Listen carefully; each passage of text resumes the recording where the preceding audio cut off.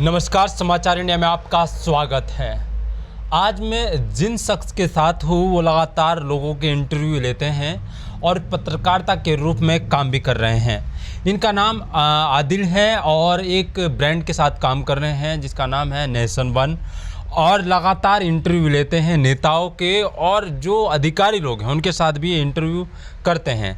आज हम इनका इंटरव्यू कर रहे हैं। वजह ये है कि जिस तादाद में इस क्षेत्र में लोग आ रहे हैं, जो नए लोग हैं, स्टूडेंट हैं, जो पत्रकारिता के रूप में बनकर उभर रहे हैं या कहीं ना कहीं मास कॉम करने के बाद घर वापस हो जाते हैं, उन सब चीज़ों को लेकर आज बात करेंगे और रोज़गार पर भी बात करेंगे। पत्रकारिता में रोज़गार कैसा होगा। सर, आपसे एक सवाल सबसे पहला ये होगा आपसे कि जो पत्रकारिता है, आज के वक्त के जो युवा साथी जो आ रहे हैं, उसको आप कैसे देख रहे हैं? अब्दुल जी, पहले आपका बहुत शुक्रिया अदा करना चाहूँगा समाचार इंडिया का कि आपने अपने प्लेटफॉर्म पर मौका दिया अपनी बात रखने का।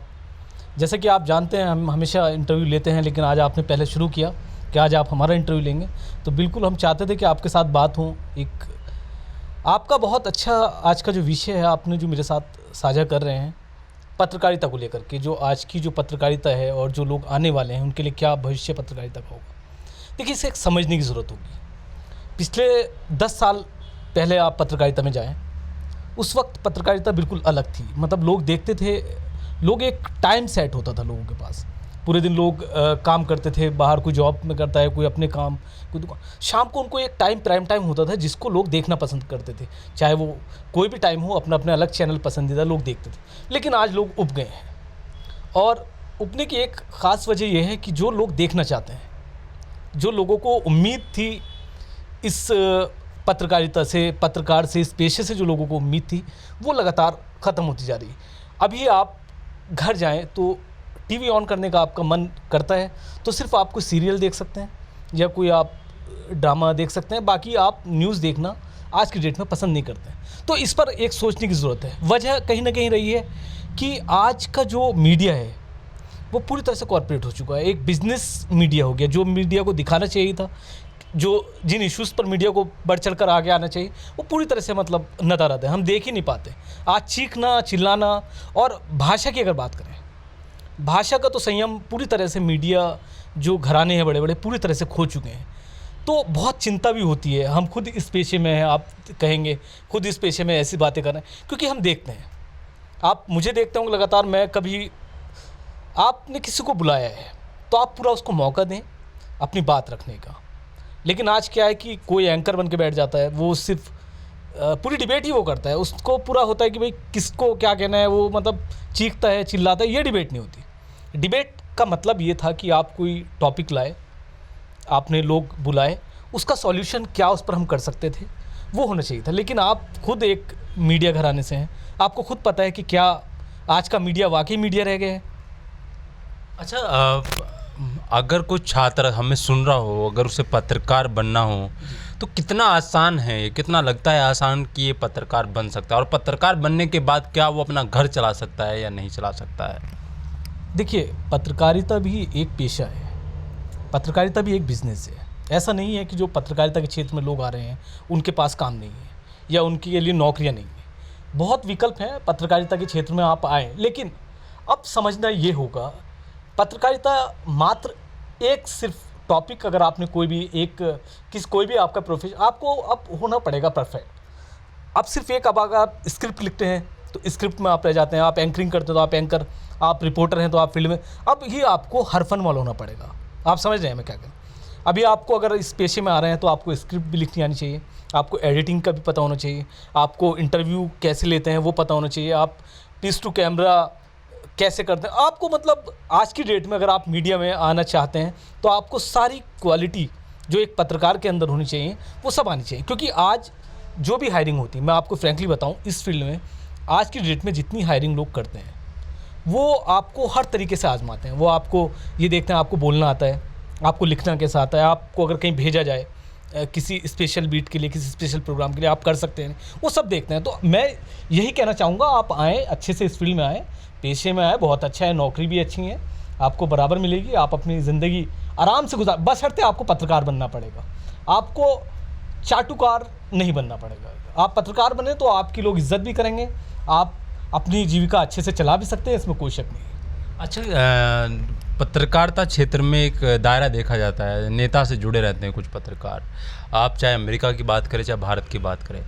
तो आपको क्या लगता है कि जो बिजनेस कर रहे हैं, बिजनेस के अलावा भी पत्रकारिता का एक ऐसा माहौल है जिसमें हम गलत और सही देखने के बावजूद भी गलत चीज़ों को हम इग्नोर कर रहे हैं? देखिए, आपका सवाल दुरुस्त है और इस सवाल का जवाब ये कह सकते हैं, अभी कुछ पत्रकारों को बिल्कुल बांध दिया गया है। अब क्योंकि जो आज का जो टाइम चल रहा है, अभी तो कोरोना की अगर बात करें तो अभी रिसेंटली कुछ दिन पहले है, लेकिन अगर बैक जाएंगे कुछ साल पहले तो कुछ मीडिया घराने ऐसे हो गए कि आप चाह करके भी कुछ नहीं कर सकते। आप पिछले 5 साल का आप रिकॉर्ड उठाएं, इतने अच्छे अच्छे पत्रकारों ने पत्रकारिता छोड़ दी, अच्छे अच्छे पैकेज लेते थे, अच्छे अच्छे ब्रांड में काम करते थे, लेकिन अब क्या कर रहे हैं, वो अपने पोर्टल चला रहे हैं। वजह सिर्फ यही है कि उनके ऊपर दबाव होता था, उनको कहा जाता था कि आप ये दिखाएं, आप वो दिखाएं, मीन्स उनकी ज़ुबान होती थी लेकिन अल्फाज किसी और के होते थे। अच्छा, एक बात है, मैं एक सवाल कर रहा हूँ आपसे। जब कांग्रेस का दौर था, आज भारतीय जनता पार्टी का दौर है, तो क्या पहले के अखबार जो हुआ करते थे क्या उस सरकार के हित में नहीं लिखा करते थे, या आज ही हो रहा है कि कुछ चैनल या अखबार सरकार के हित में लिख रहे हैं? देखो, मैं आपको एक चीज़ बताऊं, इसमें क्या होता है कि सरकारें आपको विवश नहीं करती कि आप हमारे पक्ष में लिखो। मीडिया की एक बहुत बड़ी जिम्मेदारी हो जाती है विपक्ष की भूमिका निभाना, क्योंकि मीडिया एक ऐसा प्लेटफार्म है, अगर कोई सरकारें गलत करती हैं तो लोगों की जो उम्मीद हैं, जो आवाम है, वो यही चाहती है कि मीडिया हमें सच दिखाए। लोगों की एक उम्मीद है इस पेशे से कि ये हमें सच दिखाए। तो कांग्रेस हो या भाजपा हो, कांग्रेस के टाइम में भी ऐसा नहीं था कि मीडिया निष्पक्षता से काम कर रहा था या नहीं कर रहा, लेकिन जो हालात आज पैदा हो गए हैं, कांग्रेस के टाइम में आप देखो मीडिया जगत में बराबर कांग्रेस की जो आलोचना होती थी, कांग्रेस अगर कुछ गलत कर रही तो लगातार चैनलों पे दिखाया जाता था कि कांग्रेस की ये गलती है, बीजेपी का सेम वही कर रहे हैं। लेकिन अभी क्या हुआ है कि मैंने जैसे पहले बताया, कॉर्पोरेट हाउस सब मीडिया ये घराने हो गए हैं, सब कहीं ना कहीं नेताओं से टच हैं, और मुझे अगर कोई बात रखनी है तो मैं कहीं ना कहीं पहले बॉस मुझे ऑथराइज़ करेगा कि आप ये कह सकते हो या नहीं कह सकते। अगर मैं हिम्मत रखता हूँ तो मैं बोल देता हूँ, तो फिर वो आगे तक प्रभाव पड़ता है उसका। अच्छा, उनका क्या किया जाए जो मीडिया के दायरे में ला रहे हैं लोगों को और मास कॉम करा रहे हैं, मीडिया का कोर्स करा रहे हैं, और बाहर लिख दिया जाता है कि आपको 100% गारंटी है नौकरी मिलेगी। तो जो पहले से ही लोग काम कर रहे थे उनका तो हालात आपको मालूम ही है। देखिए अब्दुल भाई, साफ़ है, मीडिया हो या कोई और कोर्स हो, जो बच्चे कर रहे हैं 100% जिम्मेदारी कोई नहीं लेता कि आपको जॉब दिलाएगा। वो सब हाथी के दांत खाने के कुछ और होते हैं और दिखाने के कुछ होते हैं, वही कहानी होती है। बाकी ये है कि अगर आपको आता है, अगर आप जानते हैं पत्रकारिता को, आपने पढ़ा है, आपने करीब से देखा, आपने समझा है, तो आपको जॉब मिलेंगी। लेकिन अगर कोई कह रहा है कि 100% गारंटी है जॉब की, तो वो भूल जाए, ऐसा कुछ नहीं है, आपको सीखना पड़ेगा। और सबसे बड़ी एक जो समस्या ये भी है कि जितने आजकल मास कॉम इंस्टीट्यूट हैं, जो यूनिवर्सिटीज़ हैं, उसमें वो लोग पत्रकारिता सिखा नहीं पा रहे हैं। ये बहुत बड़ा एक मैंने खुद नोटिस किया। मैं आपको बताऊं अपना साझा करूं एक्सपीरियंस। मैं 2009 को मैं एमए मास कॉम में एडमिशन लिया था साइंस इंस्टीट्यूट। वहाँ इतनी अच्छी फैकल्टी थी, तो वो हमें बारीकी से बताते थे कैसे पत्रकारिता होती है, रेडियो में कैसे काम करते हैं, टीवी को कैसे काम करते हैं, लिखते कैसे हैं। लेकिन आज मैं कई लोगों के मैं इंटरव्यू ले चुका हूँ, जो बच्चे आते हैं इंटर्नशिप के लिए या हायरिंग के लिए, तो बहुत बार चांस मिलता है कि मैं कुछ को हायरिंग मैंने भी करता हूँ। मैं उनसे पूछता हूँ, उनको बेसिक चीज़ें नहीं पता होती मास कॉम की, उन्होंने ज़रूर, और सबकी आज चाहत ये है, जितने भी लोग आते हैं, चाहे वो लड़का हो या लड़की, जो जॉब के लिए आते हैं, उनका अगर उनसे इंटरेस्ट पूछो, एंकर बनना है। अच्छा, एक सवाल इसी बीच में मेरे याद आ रहा है। आप एक बात बताएंगे, जो नहीं जानते, ये नहीं जानते कि मीडिया में कैसे आ सकते हैं, पत्रकार कैसे बन सकते हैं। कार्ड बनना तो ये तो आम सी बात है कि कार्ड तो कंपनी बना देती है, लेकिन क्या होना चाहिए एक अच्छे पत्रकार में, आपको क्या लगता है? देखिए, कार्ड कोई मायने नहीं रखता, आपके कलम में ताकत होनी चाहिए, आपको लोग जानते होनी चाहिए आपके लिखने से, आपके बोलने से। कार्ड में किसी भी ब्रांड का मैं चला जाऊं, मुझे कुछ नहीं आता, तो वो कार्ड रखने का कोई मायने नहीं रह जाता। आप ऐसे बनो, आप ऐसे काम करो, आप अपनी लेखनी से ऐसे लेख लिखो कि लोग पढ़ें, लोग आपको जानें। आपको जो छात्र जो मीडिया में आ रहे हैं नए, तो वो कैसे बन सकते हैं, क्या उनको करना होगा? देखिए, मैं एक आपको बताऊं, अगर आप इस फील्ड में आ रहे हैं और आपने ठानी ली है कि पत्रकार बनना है, तो आपको सबसे पहले फोकस करना होगा अपनी लेखनी पर। पत्रकार, आप चाहे एंकर बने, चाहे एडिटर बने, लेकिन आपको लेखन क्रिया आपकी बहुत अच्छी होनी चाहिए। आपको लिखना ज़बरदस्त आना है, आपको मुद्दों की समझ होनी चाहिए, आपको जो करंट अफेयर्स जो चल रहे हैं, वर्ल्ड में क्या चल रहा है, देश में क्या हो रहा है, आपको पता होना चाहिए। आपको ज़्यादा कुछ ना पता हो, कम से कम बेसिक चीज़ें जो हैं वो आपको पता। अभी बहुत आते हैं, उनको पता ही नहीं होता कि सब चीफ मिनिस्टर कौन है, एमपी कौन है, एमएलए कौन है, कितनी विधानसभा, एमपी कौन होता है, कौन चुनता है।